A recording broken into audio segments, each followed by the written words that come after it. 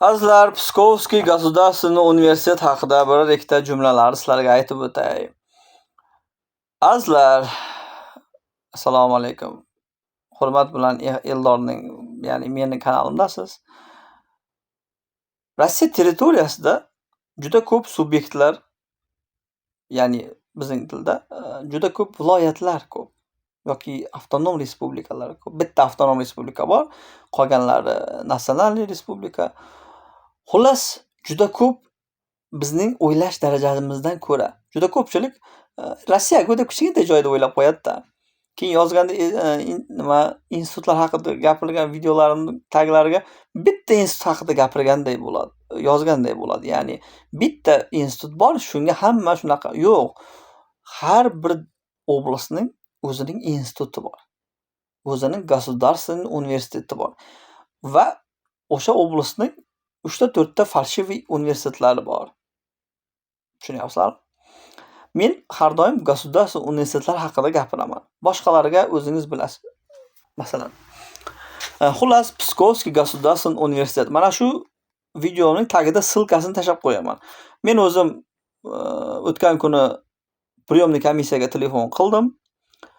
Biron bir narsani aytishimdan oldin Saratovskiy institutlar haqidami, Moskvaning hatto institutlari haqidami, Международный institut yoki MGU yoki bo'lmasam hozir men Pskovdagi, ertaga men yana Tverdiki, yana Vladivostokdagiga telefon qildim. Vladivostok emas, nima? Xullas, shu tarafda yana bir joyga telefon qilib, menga qiziq, mana shu qiladigan videoyim uchun qiziq va точно bilishim kerak aytadigan gaplarimni. Pskovga telefon qildim. So'radim. Priyomniy komissiyaning priyomniy telefoni bor. Ha, hammasi so'rab savol-javoblar qildim. Prosta men u video, u audio zapis qilib oldim. Zapisni qo'yadigan bo'lsam, bizning odamlar, shunday farosatli odamlar bor-da, yomon ma'noda aytyapman.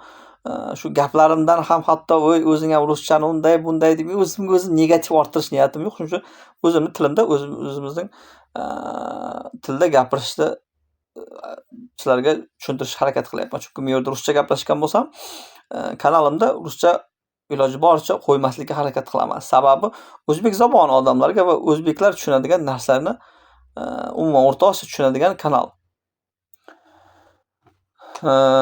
O'qishlar masalasida rusiy zabon ruslar sizdan bizdan juda yaxshi biladi. O'zimiz shu institutda o'qiyapmiz, shular institutda o'qiyapmiz. Allohga shukr. Endi Pskov Gosudarstvenniy universitet eng arzon o'qishlardan bittasi bu Pskovda. Erkaklar uchun eng zo'r joyi Строительный fakultet bor ekan. Fakultet строительства. Quruvchilik fakulteti bor ekan. Va 140 ming, 139 ming qancha? 140 ming atrofida bir yillik to'lovi u kunduzi o'qiyman deganlarga. Ochna. Endi ochna zaochnisi bor ekan, o'sha строительный. Menga eng qiziq bo'lgan joyi. U 70 ming atrofida ekan. Arzona, juda arzon. Bizda qimmat, Saratovda sal qimmat ekan. Строительныйda kechki yoki kunduzga kirsangiz, sizga registratsiya qilib beradi, sizga общага beradi. Institutga kirishingizda xohlang onlayn, xohlang offlayn, agar siz Pskov tarafda bo'lsangiz, xohlang o'sha yerga borib topshirasiz. Yoki onlayn O'zbekistonda bo'lsangiz, hammasini registratsiya qilasiz o'zlarining saytida. Mana shu tashab qo'yaman saytini opisaniyada. Shu yerga kirib, avval telefoniga telefon qiling. Registratsiyasi 20-maydan, 20-iyundan boshlanar ekan. 19-20-iyundan. Hozir ознакомительный nimalar bor deyapti. Tushuntirish ishlari ko'p. O'sha yerda kontrakt narxlari, saytga kirsangiz, abituriyent degan joyiga bosasiz. Sizga qarabsizki, для иностранных граждан, для иностранных студентов, chet el studentlariga, chet el talab ilmlariga yoki o'zlariga. Bizning kontraktlarimiz 5 ming, 10 ming farq qiladi xolos. Ya'ni qimmatroq. Yana yurisprudensiya bor ekan fakulteti. U fakultet juda ajoyib. Yurist bo'lib chiqasiz. To'g'ri ma'noda yurist bo'lib chiqasiz. kechkisi bor ekan. Kechkisi 50 ming atrof. Ajoyibi arzoni, yomon arzon. Bizda 130 ming. Bizning mana institutimizda 130 ming. Yurisprudensiya Pskov Государственный universitetida 50 ming atrofida kechkisi, ya'ni soat 5 dan soat 10 gacha o'qiydigan paytingiz. Yana turizm fakulteti bor. 130 ming atrofi kunduz kungi. Zaochnisi, endi bu yerda zaochnini aytyapman. Zaochni o'qiyman deydiganlar uchun Moskvada o'qiysizmi, ishlaysizmi, Piterda ishlaysizmi, arzon o'qish deyapsizlar-ku. Mana shu arzon o'qishga Pskovga kirasiz. Zaochni o'qiysiz 40 ming atrofi. Turizm sohasi bo'yicha. 30 ming, 37 ming qancha? 40 mingda endi. 40 ming yiliga to'laysiz, zaochni o'qiysiz. Bir yilda 2 marta 2 haftaga kelasiz. Ya'ni yanvardan 2 hafta o'qiysiz, iyundami, mayning oxirida 2 hafta o'qiysiz. Xolos, tamom. Meditsina so'raganlarga, meditsina sohasi bo'yicha lechebniy vrach bo'lar ekan. Ya'ni davolovchi shifokor degan maqomga ega bo'ladigan, kelajakda shu maqomda ishlaydigan 6 yillik o'qish fakulteti bor ekan. Lechebniy delo deydi. 205 ming ekan. Yana nima bor? Pedagogika bor. 130 ming atrofida. Asosan 130 ming atrofi ekan. Общагasi, boshqasi ta'minlaydi ekan. Hatto zaochnilarga ham общага beramiz o'qiydigan paytida deyapti, agar xohlasa. Shu saytiga kirib, nomerini olib, eng tagida turadi nomer. Priyomniy komissiya deb nomer yoziladi, +8 deb. O'sha telefon qilib so'raysizlar aytganlarimni. Men eng arzonidan shu 2-3 ta fakultetni yozib oldim. Aytyapman yana bir marta. Yurisprudensiya, psixologiya, psixologiya ham bor ekan. Psixologiyani aytmoqman. Psixologiya ham. Xullas hamma fanlardan bor. Faqat men sizlarga 3 ta 4 tasini aytdim. Nima uchun endi Pskovda aytyapsiz deydigan odam topilishi mumkin-da. Men gap nimada emas. Mening qishdagi videolarimda yoki kuzdagi videolarimda Pskov haqida, uy olish haqida videolarim bor. Tver haqida, Saratov haqida, umuman geografiya bo'yicha tushuntirgan videolarim bor. Odamlar noto'g'ri tushunib menga SMS yozganlar bo'ldi. Men odamlarimizning biron bir nima olishiga qarshi emasman. Naborot. Ofitsialno hech kimning yordamisiz, ya'ni qanday yordamisiz deganda aldovlarsiz demoqchiman. O'zlari kallani ishlatib olishini, atrofga qarashini va uni olgandan keyingi yashash narsalarini, qaysi hujjat asosida yashash taraflarini o'rgatganman. To'g'ri tushunganlarga. Yana 3 ta 4 ta videolarga zapis qilganlarim bor edi, oblastlarga. Keyin bir ikkita xeytlardan keyin to'g'risi ko'nglim qoldi. Ya'ni qaysi shuni ham gapiradi, shu oblastlarda ham yo'q. Men 2 ta 3 ta Kulchavoy oblastdan video qilib tashlagandim.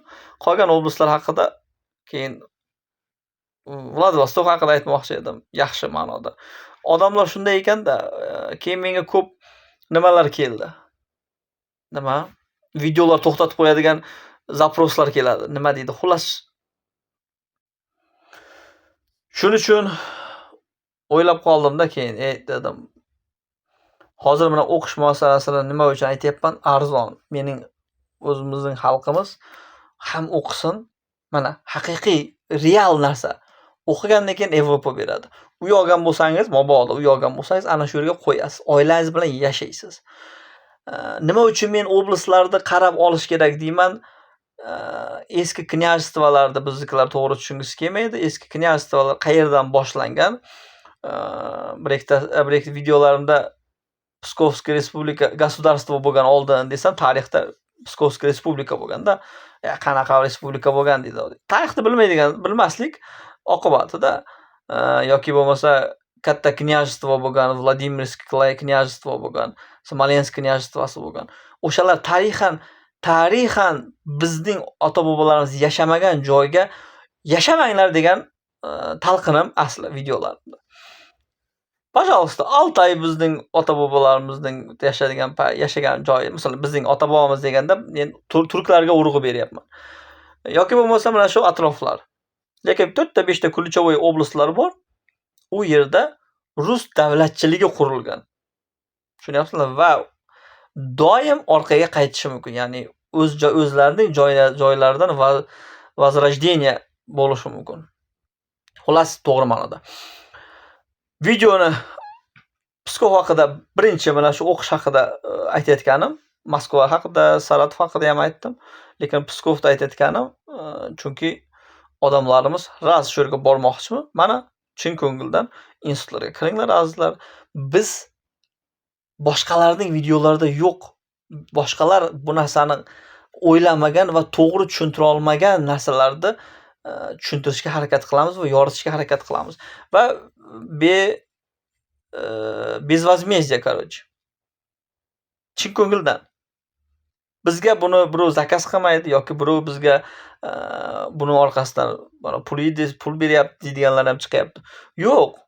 Men xohishim bizning O'zbekiston va o'zbekistonliklar, umuman O'rta Osiyoliklar shu yerga kelib, o'zim ham 20 yillik stajga bo'lgan migrantman. Juda yig'laydigan narsa. O'shanda obrazovanniy bo'lishni xohlayman. Chin ko'ngildan. Yoshingiz qancha bo'lishidan qat'iy nazar, kelajakda qanday qo'yayotganingizdan qat'iy nazar, mana shu narsalar sizga yordam beradi. O'shaning uchun bizning ham ozgina ko'magimiz bo'lsa, talchoq, bitta tepki, ma'naviy tepki bizdan chiqishini xohlaymiz va savoblarni umid qilib qolamiz. Duoyingizni inshaalloh kutib qolamiz. Mana agar ishonmasangiz, Pskovning mana shu saytning tashab qo'yadigan saytining ichiga kirib, telefon qilib obdon bilasiz. Bemalol telefon qilib biling, saytlariga yozing. 20-iyundan hujjat topshirish ishlari olib boriladi. Eslatib o'taman, O'zbekistonda bo'lsangiz, O'zbekiston kollejining yoki attestati bo'ladigan bo'lsa, 11-sinfniki kollej diplomi bo'ladigan bo'lsa, perevod notarius orqali qilasiz. Pasportingizni ham, zagran pasportingizni ham perevod qilib olasiz, через notarial onlayn institutga topshirasiz. Ko'nglingizni xotirjam qilib O'zbekistonda bemalol topshirib olasiz. O'qishga kirding degan SMS keladi. O'qishga kirgan SMS kelgandan keyin imtihonlari bor, boshqa videolarim bor, qanday topshirish kerak. Qarabsizki, student bo'lganingizdan keyin uchoba qilib migratsiyaga kelasiz. Bo'ldi, bu yog'i уже o'qishga kelasiz, o'qishda studentskiy отделga kirasiz, для иностранных граждан. Shular sizga viza bo'lsa, vizani, agar turkmanistonlik bo'lsangiz, yoki bo'lmasa registratsiya hammasini cho'zib joylashtirib qo'yadi. Turkmanistonliklar ham eshitar ekan meni. Turkmanistonliklar ayni men so'rab, naq turkmanistonliklardan o'zidan so'radim, kirgan odamlardan. Ular ham xuddi shunday oldin o'qishga kirar ekan. O'qishga kirgandan keyin o'qish ularga kirding degan SMS bersa, SMS jo'natsa, shu SMS orqali Rossiya posolstosiga boradi. Ular 1 oylik viza qilib beradi. 1 oylik viza asosida nima oladi? Bilet oladi. Biletlar ham 2 oy oldinga ketib qolar ekan. Juda ko'p odamlar o'chirtda turgani uchun 1 oy, 2 oy kechikib keladi o'qishga. Oktyabr, noyabrda keladiganlar bor. Nega desangiz, bilet yo'q bo'lar ekan Rossiyaga kelishga. 21-asr. Kelganingizdan keyin o'qishga kelasiz, o'qishga общежитие joy beradi va o'qish sizga vizangizni продление qilib berar ekan. Bo'ldi, tamom, 4 yil, 5 yil o'qiysiz. Ko'rdilarizmi azizlar? O'zbekiston ahllari. Turkmanistonda juda ko'p baryerlar bor. Lekin biz bezviza shunday samolyotga o'tirdiz, kelyapsiz-ku. Shundan foydalanaylik azizlar. Omon bo'lamiz.